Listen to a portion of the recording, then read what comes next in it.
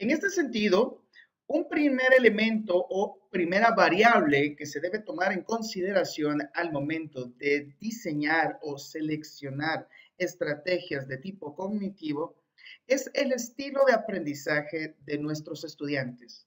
Las teorías que la psicología del aprendizaje ha aportado a la educación han ido demostrando que cada persona, según sus propios rasgos cognitivos, afectivos, psicológicos, puede ir desarrollando una habilidad natural para aprender de una forma muy especial o muy particular. En este sentido, pues los estudiantes básicamente perciben, interaccionan o responden a sus ambientes de aprendizaje de una forma más natural según el estilo de aprendizaje que ellos tienen. Hay varias teorías que presentan esto, que nos van a explicar de diferentes maneras cómo el estilo de aprendizaje puede categorizarse. Básicamente, entonces, el estilo de aprendizaje, podríamos decir, es esa manera o habilidad natural que cada persona trae para aprender de mejor manera. Como hablábamos, hay varios modelos que categorizan de diversa manera, tomando en consideración diversos aspectos, los estilos de aprendizaje. Como lo vemos ahorita, estos modelos pertenecen a toda una teoría que explica cómo un estudiante o cómo una persona aprende de mejor manera. En este sentido, como hacíamos mención, ese aprender de mejor manera está influenciado por rasgos como la personalidad, por ejemplo. Entonces nos hacen notar de que cada persona pues puede aprender de una manera distinta. Y esa manera distinta es la mejor manera en la que esa persona por naturaleza aprende.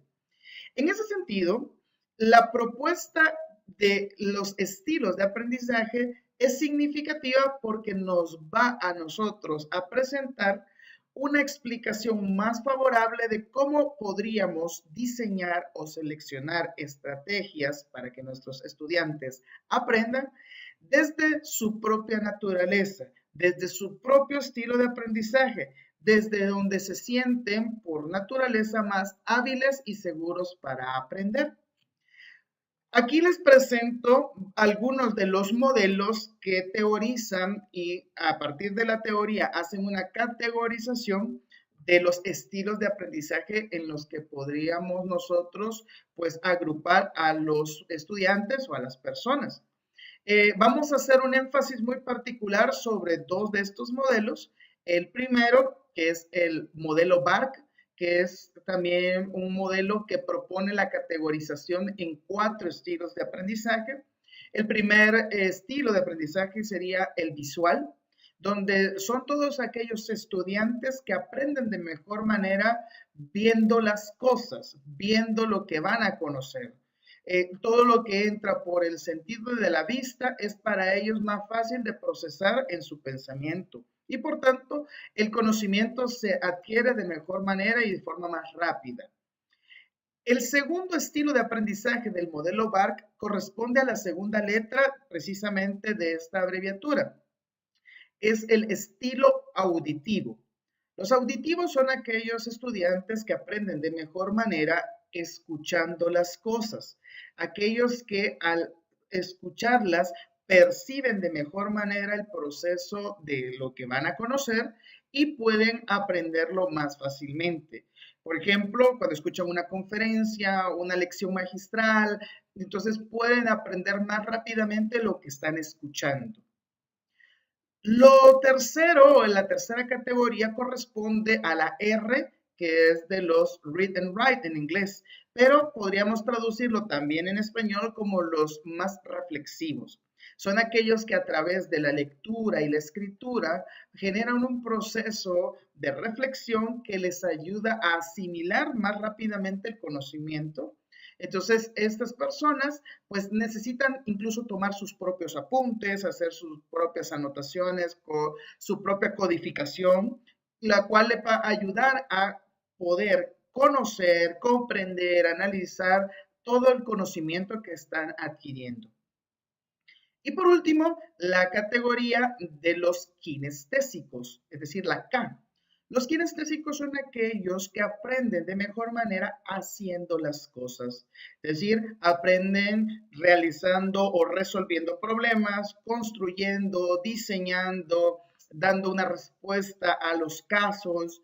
Son aquellos estudiantes que necesitan estar haciendo algo para aprender de mejor manera. No solo escucharlo, no solo verlo, sino también ellos experimentarlo en carne propia.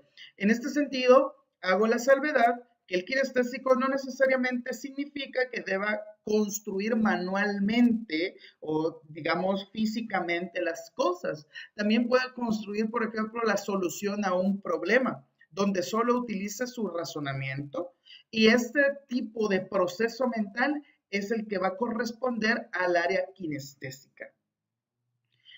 En particular, este modelo categoriza en 4 los tipos de estilo de aprendizaje. Y esto se mide generalmente a través de un test que nos va a reflejar para qué estilo o para qué estilos, porque puede una persona tener varios estilos de aprendizaje desarrollados, es mejor o tiene más por naturaleza. En el link que les aparece en la pantalla van a encontrar ustedes que pueden pues desarrollar con un test toda la información que está allí y básicamente es una prueba de selección múltiple donde podrán ustedes pues averiguar cuál es, digamos de forma más científica, cuál es su estilo de aprendizaje según el modelo BARC. La propuesta que yo les haría desde mi propia experiencia es que este test podrían ustedes compartirlo con sus estudiantes el primer día de clases, pidiéndoles a ellos que les envíen a ustedes pues la información que les dio de resultados. Podría ser incluso a través de una pequeña encuesta que ustedes hayan diseñado en, por ejemplo, Google Drive o en SurveyMonkey. Y con eso ustedes podrían pues averiguar en líneas generales el grupo hacia qué estilo de aprendizaje tiende. ¿Tiende más a ser visual? ¿Tiende más a ser kinestésico? ¿Tiende más a ser reflexivo? ¿O tiende más a ser auditivo? El segundo modelo que les propongo es el modelo de las inteligencias múltiples. Este modelo está propuesto por Gartner. En esta propuesta, la idea es que los estilos de aprendizaje se pueden también entender como una habilidad natural que surge espontáneamente en cada una de las personas. Entonces, Gardner propone que cada habilidad natural es una inteligencia, es una habilidad propia en la cual está muy bien desarrollada en la persona y por tanto se puede desenvolver de forma segura dentro de esa habilidad o de esa inteligencia. Las inteligencias múltiples las van a encontrar ustedes, al igual que el test BARC, más en profundidad en el documento de lectura que se encuentra en la sección de inteligencias múltiples de test BARC y particularmente de los estilos de aprendizaje. Pero para hacer una acotación, cada uno de nosotros como profesionales tenemos ciertas habilidades que corresponden a esas inteligencias. Entonces, por ejemplo, se podría identificar que un estudiante de, por ejemplo, ingeniería puede ser un estudiante que tenga una habilidad natural más lógico-matemático, como ustedes la van a encontrar allí. O también podría ser una habilidad más visual-espacial. Un estudiante o un estudiante de diseño gráfico o de arquitectura igual podría ser más una habilidad desarrollada de forma visual espacial. Igual, por ejemplo, un estudiante de, por ejemplo, ciencias jurídicas podría ser más un lingüístico verbal o podría ser una inteligencia también incluso lógico-matemático, porque al final lo que un estudiante de derecho presenta es no solo el memorizarse las leyes, sino más bien en profundidad el cómo resolver un problema frente al que se está encontrando. La idea de las inteligencias múltiples entonces será en que cada persona tiene una habilidad natural. En este sentido, prácticamente la propuesta de la primera variable que hay que considerar al momento de seleccionar o de diseñar una estrategia es que cada persona tiene un estilo de aprendizaje propio. Por tanto, hay que seleccionar estrategias cognitivas tomando en consideración a qué estilo de aprendizaje yo quiero pues atender con mi estrategia. Es decir, mi estrategia, la estrategia de inicio de mi clase, la actividad de inicio de mi clase, la quiero más para aquellos que son kinestésicos y que son más de una inteligencia múltiple lógico-matemático.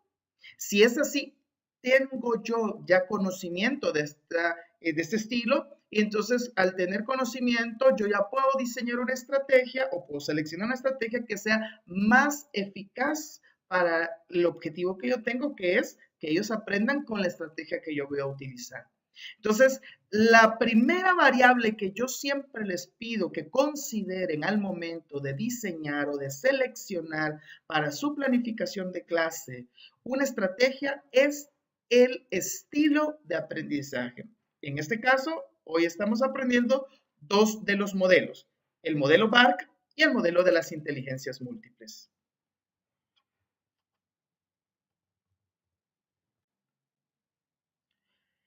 La segunda variable que se debe tomar en consideración al momento de desarrollar o de seleccionar una estrategia o una actividad para que nuestros estudiantes, a partir de lo que les enseñamos, aprendan, es la variable de la taxonomía de Bloom o también llamada la variable de los objetivos de aprendizaje. Es decir, mi estrategia o la estrategia que yo voy a seleccionar o que yo voy a diseñar debe tener un objetivo. O sea, ¿qué pretendo que mis estudiantes aprendan con eso que yo voy a hacer? Entonces, vamos a utilizar en ese sentido una taxonomía. Benjamin Bloom o Bloom, como es conocido comúnmente, hace una propuesta de una taxonomía de tipo cognitiva, que tiene 6 niveles y que esta se identifica también con algunos subniveles, donde él lo que propone es que cuando decimos cognitivo estamos haciendo referencia a pensar, pero él propone que el pensamiento tiene un orden jerárquico. Y estos niveles significan que cuando yo le pido a un estudiante que piense, no es lo mismo pedirle que piense a nivel de conocer que pedirle que piense a nivel de que comprenda o que analice o que haga una valoración crítica de aquello que está conociendo o de aquello que ha conocido. Entonces, la propuesta de Bloom básicamente la va a jerarquizar o va a jerarquizar ese proceso de pensamiento en 6 niveles. En este sentido, él agrupa en primer lugar en 3 grandes fases esa habilidad de pensamiento, que va desde un pensamiento más inferior hasta un pensamiento de tipo superior. Esa primera fase de pensamiento, él la llama adquirir el conocimiento. Es decir, lo primero que hace una persona con un nuevo conocimiento es adquirirlo. La adquisición del conocimiento será esa primera fase frente a la que se encuentra cuando decimos pensar, para pasar después de haber adquirido el conocimiento a una segunda fase, que sería la de profundización del conocimiento. En esta segunda fase, lo que ya él adquirió lo profundiza. Y por último, a una tercera gran fase que sería la de creación del conocimiento, donde la propuesta es que el estudiante o la persona, a partir de lo que ya adquirió y de lo que ya profundizó del conocimiento, puede crear algo nuevo a partir de esto que ya él pues adquirió y profundizó. En este sentido, él lo que propone es que básicamente en estas 3 fases que se han agrupado, encontraremos 6 niveles que los encuentran ustedes en este momento en la columna de la derecha, justamente a la par de cada una de estas fases. ¿Cuáles son entonces estos 6 niveles pasando del orden inferior al orden superior? Lo vemos en este momento. En el nivel inferior o el nivel bajo encontraremos 3 grandes niveles. El primer nivel es el nivel de conocimiento. Es decir, lo primero que una persona hace es conocer sobre algo. Ahora bien, esto que conoce, ¿qué acciones me dicen a mí que yo puedo conocer?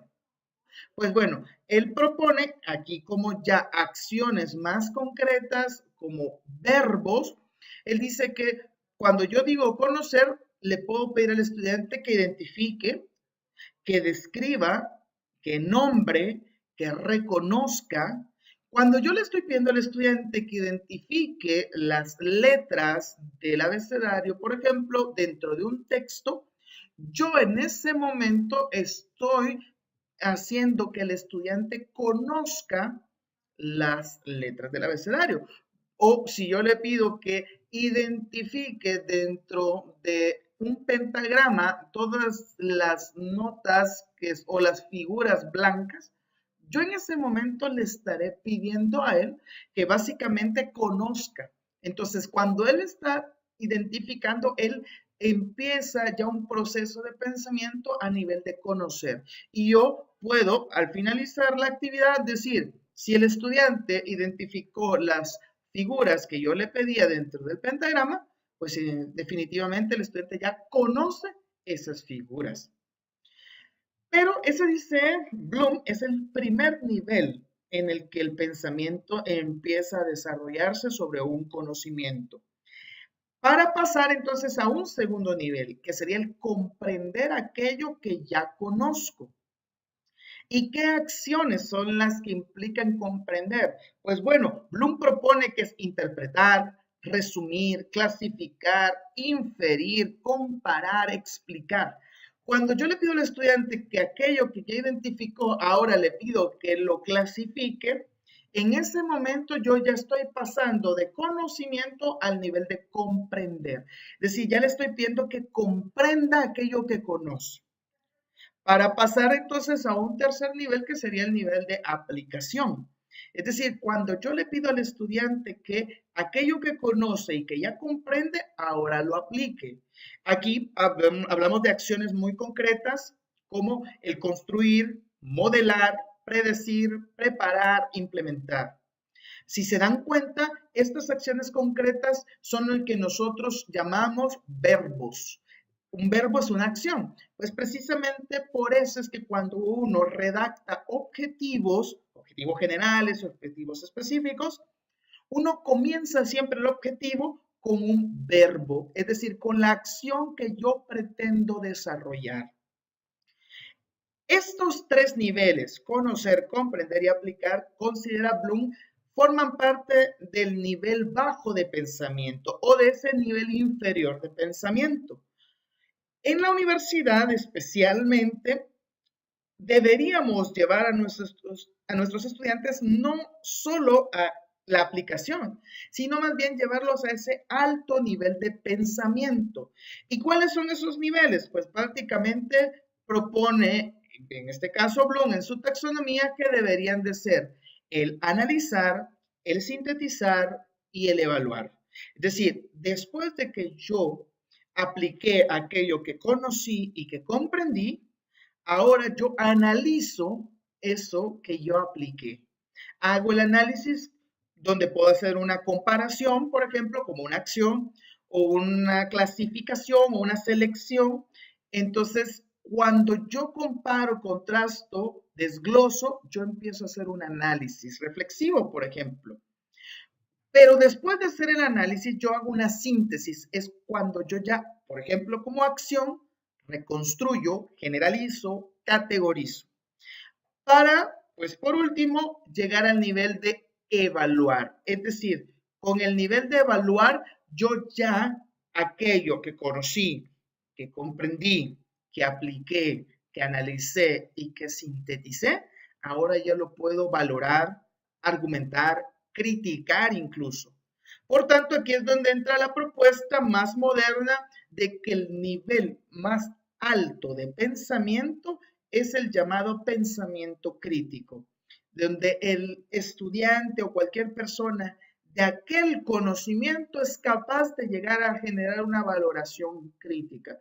Pero como lo vemos entonces, la propuesta es que para llegar a una valoración crítica, deberíamos nosotros entonces haber pasado por todos estos niveles con el estudiante.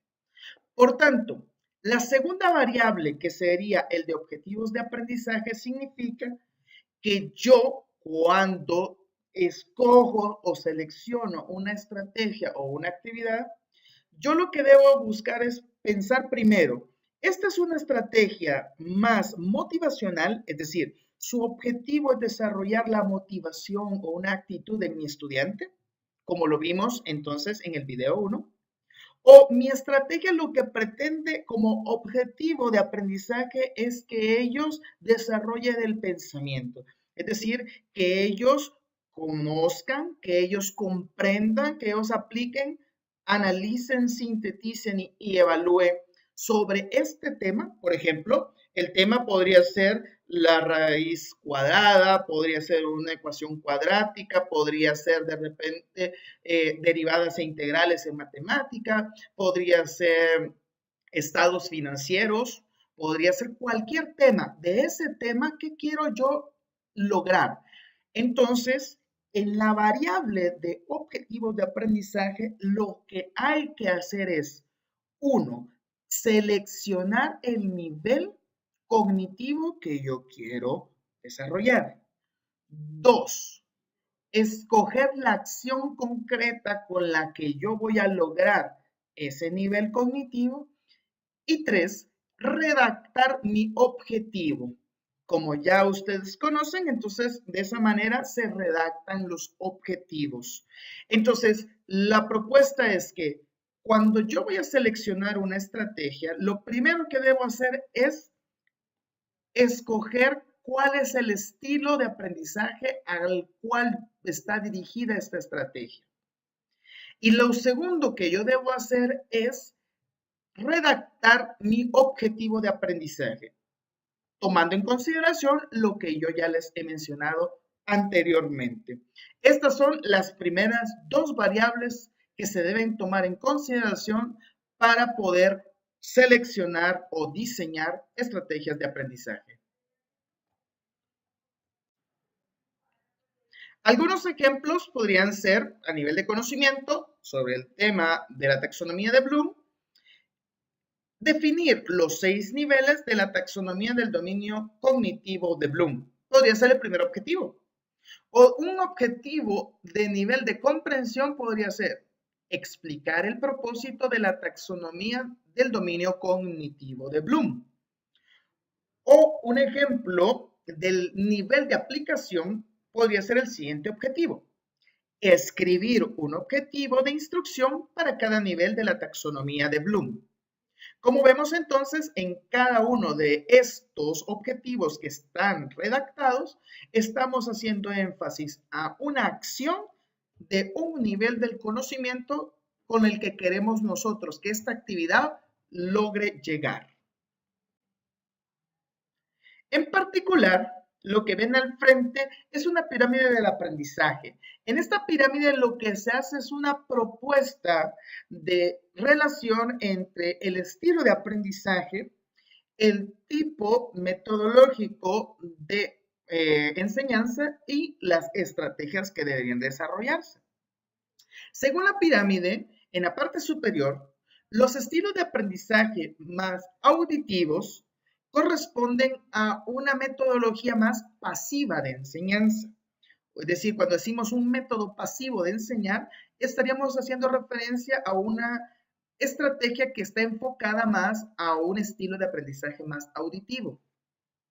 ¿Qué significa esto? Que en estrategias de tipo auditivo podríamos utilizar una estrategia general que es la de escuchar.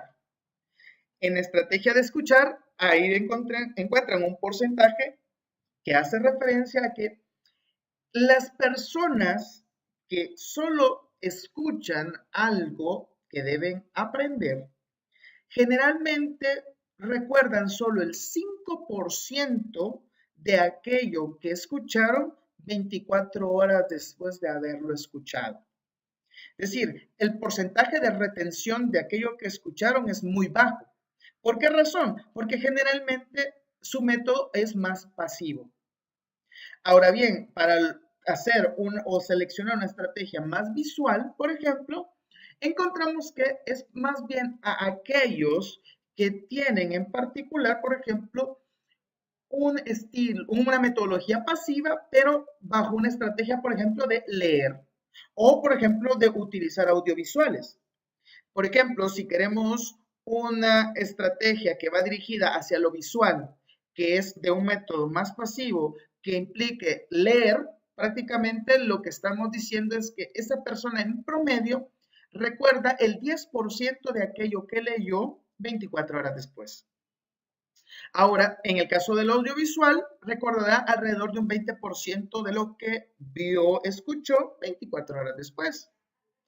Ahora, cuando empezamos el proceso de demostrar, es cuando empieza a incrementarse más el porcentaje de retención.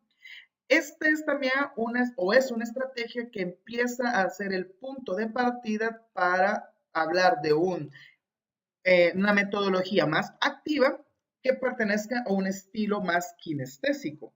Por ejemplo, con demostrar decimos que el estudiante pues recuerda alrededor del 30% de aquello que demostró 24 horas antes. Y en este caso, un elemento interesante es que los kinestésicos o las estrategias que están dirigidas hacia lo kinestésico son las que consideramos forman parte de aquellos métodos de enseñanza más activos. Esto de los métodos de enseñanza ustedes lo encontrarán también en la sección que se refiere a métodos de enseñanza dentro de su portal. Ahí encuentran la documentación necesaria para poder aprender. Entonces, en este caso, cuando hablamos de esto, lo que hacemos referencia es que aquellas estrategias que están aquí demostradas a través de estos verbos, como argumentar, realizar prácticas o enseñar a otros, son las estrategias que mayor retención o mayor porcentaje de retención tiene en los estudiantes 24 horas después de haber hecho esa acción. Entonces, cuando los estudiantes les toca argumentar, están hablando de un 50% que recuerdan.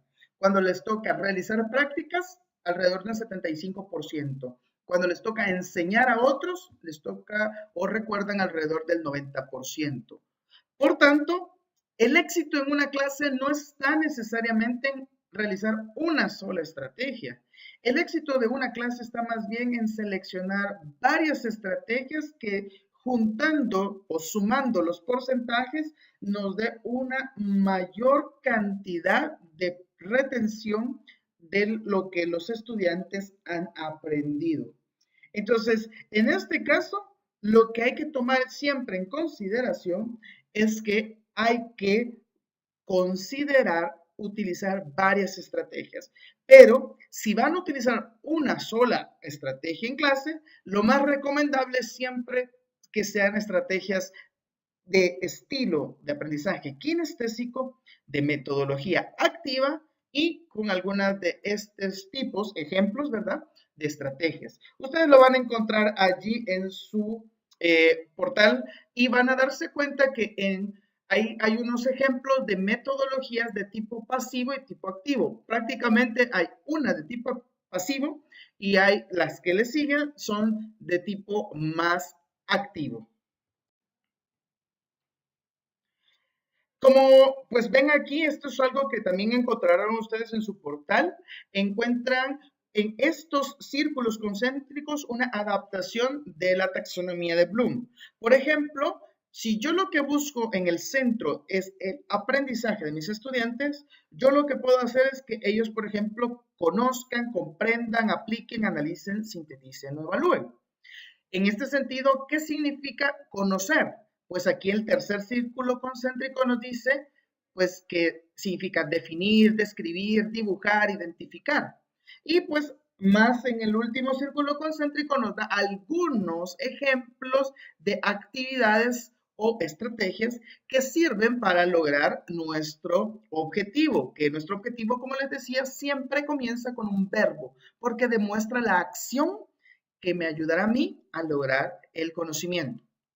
En este sentido, hago énfasis ya en la tarea final que ustedes deben entregar, donde lo que se les está pidiendo es que diseñen o seleccionen y que vayan pues haciendo con el esquema completo que ahí se les ha entregado, que una estrategia de tipo motivacional y una estrategia más de tipo cognitivo. Por tanto, ambas pueden estar en esta sintonía. Entonces les pido por favor que este cuadro les sea de utilidad para poder desarrollar su estrategia, tomando en consideración cuál es el tipo, cuál es, digamos, el nivel de habilidad que quieren desarrollar, cuál es el verbo, cuál es el método, y desarrollar o redactar su objetivo y su estilo de aprendizaje.